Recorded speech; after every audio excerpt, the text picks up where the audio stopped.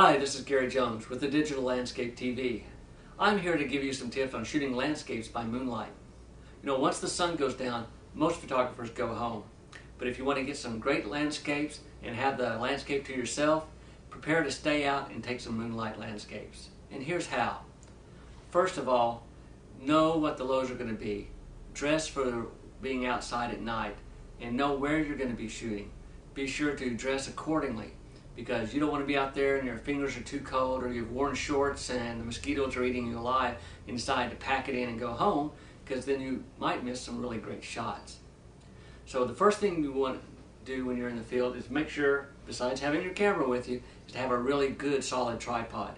That's going to give you a good foundation from which to take your pictures.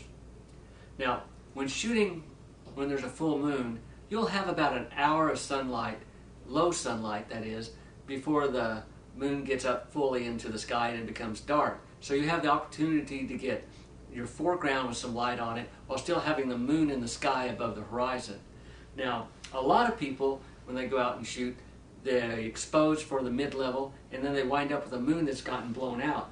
Well, what you want to do to prevent that is use something like this. Yes, even at night, 3-stop neutral density grad. This is a Stingray neutral density grad. It's a Galen Rowell signature one, and it's a 3-stop one. And what you'll do is place this into your camera, and you slide this in, and the moon will be up in this area where it's darkest, and the foreground will be down here where it's light. So you'll still have details in the foreground, and you'll hold back the light off of the moon so it's not washed out, and you have detail in the moon as well.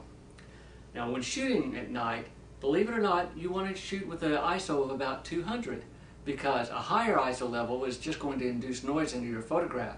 So if you're sending it up at 600, 800, or 1000 thinking, well, I'll increase the light sensitivity of my sensor, you'll also induce a lot of noise into your photograph, and it won't come out being sharp and clear and pleasing. So set it down around 200 and do a longer exposure.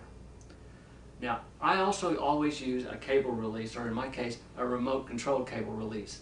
You don't want to put your hand on the camera and press the shutter, because that's going to induce shake into the camera and the tripod, and your photograph's not going to come out sharp and clear.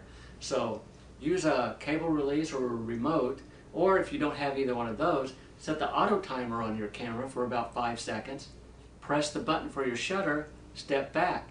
Your camera will settle down, there won't be any shake, your shutter will take the shot, and you'll get a good, sharp, clear photograph.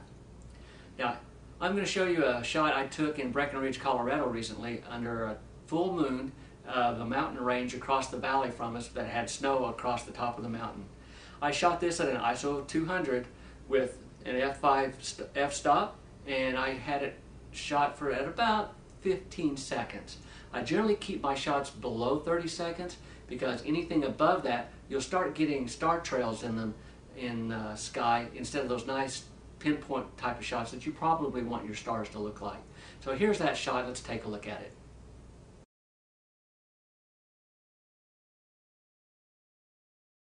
I think you'll find with using these steps and experimenting some, you'll be able to take some great nighttime photographs. For more information and details on nighttime photography, join me at the Digital Landscape TV. Now get out there and good luck in taking some great nighttime photographs.